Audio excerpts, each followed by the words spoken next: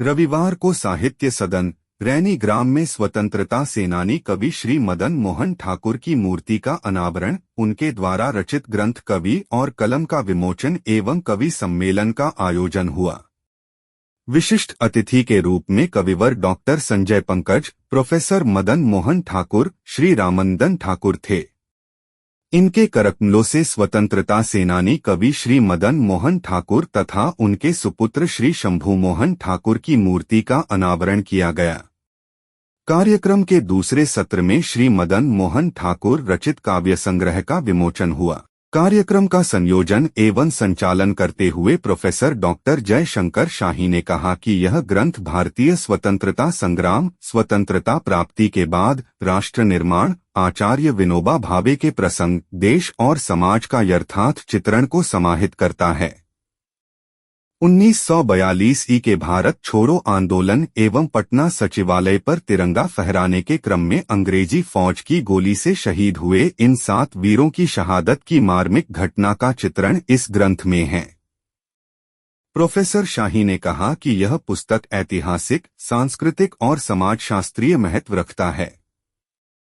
Professor Jaishankar शाही ने कहा कि इनकी कविताएं भारतीय स्वतंत्रता संग्राम की स्मारिका है, विश्व के सबसे बड़े स्वाधीनता आंदोलन के प्रमाणिक दस्तावेज है, इसलिए आधुनिक भारतीय इतिहास लेखन में महत्वपूर्ण साहित्यिक स्रोत के रूप में इस पुस्तक का उपयोग हो सकता है। विद्यार्थियों, शोधार्थियों के लिए महत्वपूर्ण पुस्तक है।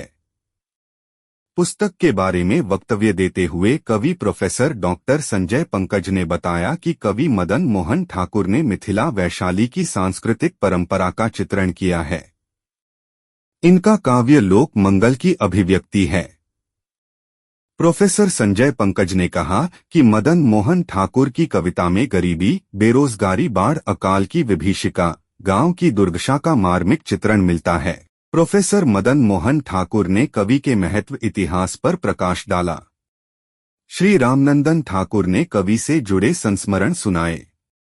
तीसरे सत्र में महाकवि प्रोफेसर डॉक्टर संजय पंकज की अध्यक्षता में कवि सम्मेलन आयोजित हुआ, जिसमें श्री प्रवीण कुमार मिश्र, श्री कुमार राहुल, प्रोफेसर अनु, सविता राज, श्री अविनाश कुमार, श्री नागेश्वर पांडे, डॉक्टर विजय पाठक ने काव्य पाठ किया। कार्यक्रम में बड़ी संख्या में ग्रामवासी, विद्यार्थी, कवि के परिवार के सदस्य, जन समुदाय उपस्थित रहे। कार्यक्रम के आरंभ में मां सरस्वती एवं कवि मदन मोहन ठाकुर के चित्र पर माल्यार्पण कर दीप प्रज्वलन किया गया। अतिथियों को शॉल प्रदान कर सम्मानित किया गया। कवि की पुस्तक कवि और कलम की मुख्य संपादिका एवं संपूर्ण कार्यक्रम की संरक्षक श्रीमती सरोज देवी द्वारा अतिथियों को स्मृति चिन्ह प्रदान किए गए। श्री प्रभात मोहन ठाकुर ने धन्यवाद ज्ञापन किया। कार्यक्रम में डॉक्टर विशंभर ठाकुर, श्री विजय कुमार ठाकुर, श्री विनय कुमार ठाकुर, श्री श्याम कुमार चौधरी, श्री राकेश कुमार, श्री यदुनंदन पांडे, श्री रमेश कुमार, श्री प्रशांत मोहन ठाकुर, श्रीमती पूर्णिमा शाही, राजकमल, प्रियदर्शी ठाकुर, हरिनाथ ठाकुर, प्रियांशु, श्रीमती वंदना, चीकू कुमार, अभिषेक, उज्ज्वल, उत्सव, अक्षय मोहन, प्रकर्ष मोहन सहित बड़ी संख्या में सकराढोली क्षेत्र के लोग उपस्थित थे। आज साहित्य सदन रैनी में महाकवि स्वतंत्रता सेनानी मदन मोहन ठाकुर जी के मूर्ति का अनावरण, उनके द्वारा रचित काव्य ग्रंथ कवि और कलम का विमोचन और कवि सम्मेलन के कार्यक्रम के 3 सत्र आयोजित हुए रैनी गांव में। मूर्ति का अनावरण विशिष्ट अतिथियों ने किया। प्रोफेसर डॉक्टर संजय पंकज जो अखिल भारतीय स्तर के विख्यात कवि हैं, उनके साथ आए हुए कबीर मनीषी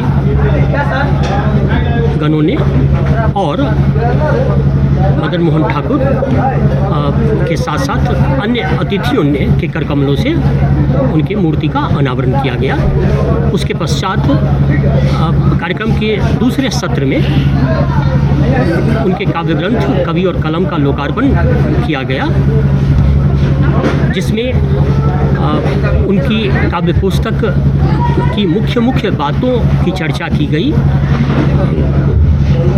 कार्यक्रम का संचालन प्रोफेसर डॉक्टर जयशंकर शाही ने किया और कवि और कलम किताब के महत्व पर उन्होंने प्रकाश डाला कि किस प्रकार से यह किताब आज के 21वीं शताब्दी की दुनिया के लिए ज़रूरी दस्तावेज है, जिसमें भारत की आज़ादी की लड़ाई के सारे ब्यौरे के साथ साथ 1942 के क्विट इंडिया मूवमेंट का यथार्थ वर्णन किया गया है। और पटना सचिवालय पर तिरंगा झंडा फहराने के क्रम में 7 छात्र जो अंग्रेजी हुकूमत की गोली के शिकार हुए और शहीद हुए, उनका यथार्थ चित्रण महाकवि मदन मोहन ठाकुर ने किया है वसंत विहार कविता में, जो इस पुस्तक में संकलित है। तो यह एक ऐतिहासिक दस्तावेज है, एक महत्वपूर्ण डॉक्यूमेंट है, हिंदी साहित्य के इतिहास में एक महत्वपूर्ण काव्य कृति है।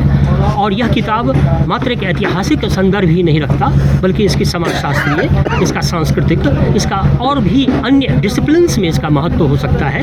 विद्यार्थियों, शोधार्थियों और गहन अध्येताओं के लिए यह किताब एक आधार और संदर्भ ग्रंथ या रेफरेंस बुक के रूप में जाना जाएगा, समादृत होगा।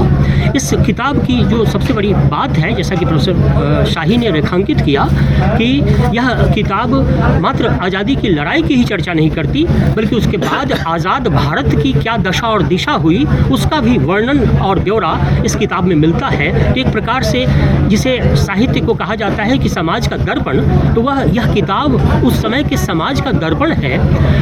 बाद के दशकों में 1950, 1960 और 1970 के दशकों में देश की क्या स्थिति रही, राष्ट्र के निर्माण के सामने क्या क्या मुद्दे और समस्याएं आई, उनकी चर्चा कविवर मदन मोहन ठाकुर जी ने की है। यह किताब इसलिए भी ज़रूरी है, और इसके बाद के वर्षों में किस प्रकार से जनतंत्र और लोकतंत्र के साथ जनता का मोहभंग हुआ है, नेताओं ने आश्वासन किया और वो आश्वासन पूरे नहीं हुए, और फिर जनता का किस प्रकार से डिसइल्यूजनमेंट हुआ है। उस डिसइल्यूजनमेंट और मोहभंग के कारण आक्रोश से उपजी हुई कविताएं भी मदन मोहन ठाकुर की हैं। तो एक और मदन मोहन ठाकुर क्रांतिकारी कवि हैं, दूसरी ओर मदन मोहन ठाकुर जन कवि हैं। जनता की आवाज़ को बुलंद करते हुए उनकी यह काव्य पुस्तक है, जो निश्चित रूप से हिंदी साहित्य संसार में समादृत होगी।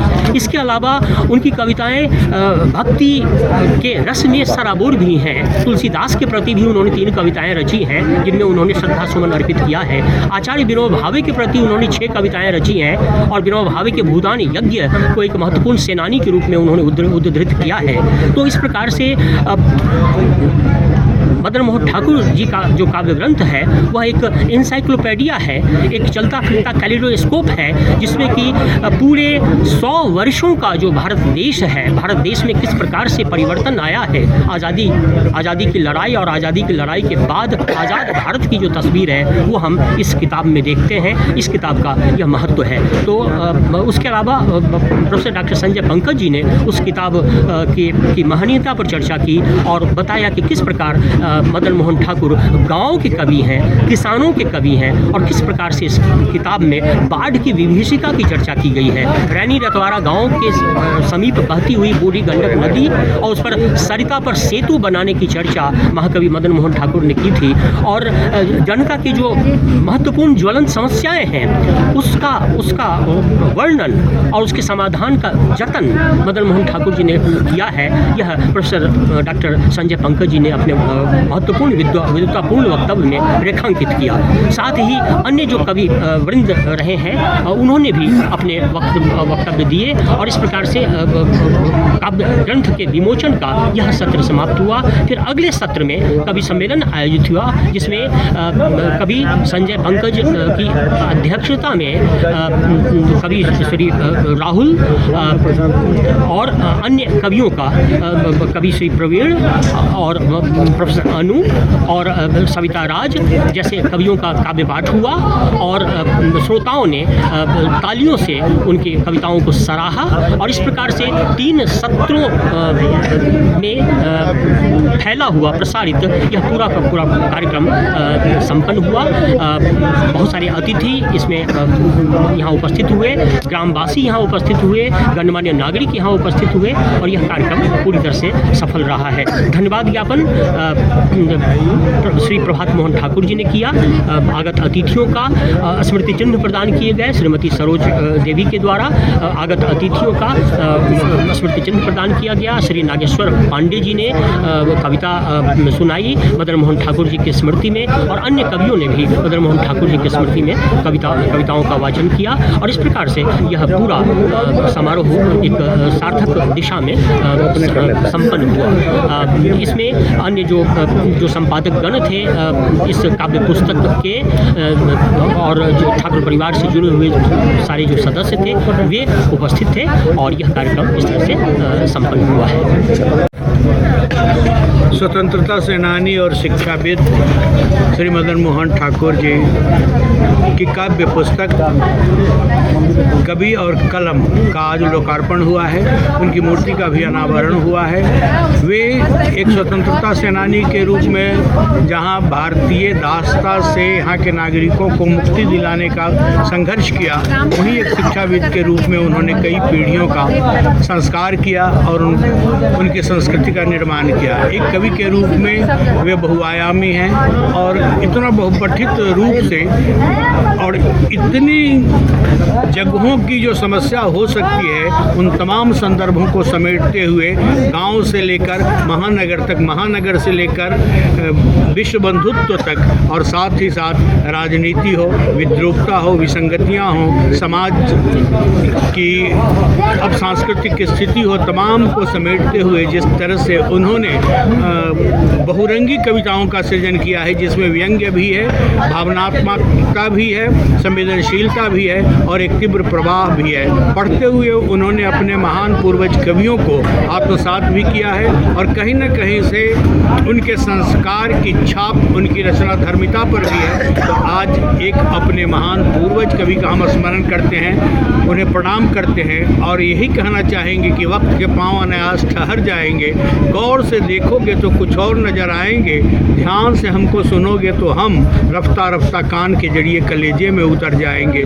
यह उस कृति के माध्यम से हम आप देख सकते हैं। देखते हुए मदन मोहन ठाकुर जी को, पढ़ते हुए शब्द शब्द को और अनुभूत करते हुए उन्हें आपको लगेगा कि हम मेरे मन की बात कर रहे हैं, मेरे परिवेश की बात कर रहे हैं, मेरे समय की बात कर रहे हैं। कवि का स्वर शाश्वत स्वर होता है सनातन सत्य के पक्ष में और जन मूल्यों के साथ वह निरंतर खड़ा होता है। मूल्य धर्मी, प्रेम, सौंदर्य और संघर्ष चेतना के केंद्र बिंदु पर खड़े उस महान कवि को आज मूर्ति अनावरण, पुस्तक अनावरण और कवि सम्मेलन के अवसर पर शत शत प्रणाम करते हुए कि तुमने दिया देश को जीवन, देश तुम्हें क्या देगा, अपनी आग तेज रखने को नाम तुम्हारा लेगा। हम अपने को बचाए रखने के लिए ही अपने महान पूर्वजों का स्मरण करते हैं, उन्हें प्रणाम करते हैं।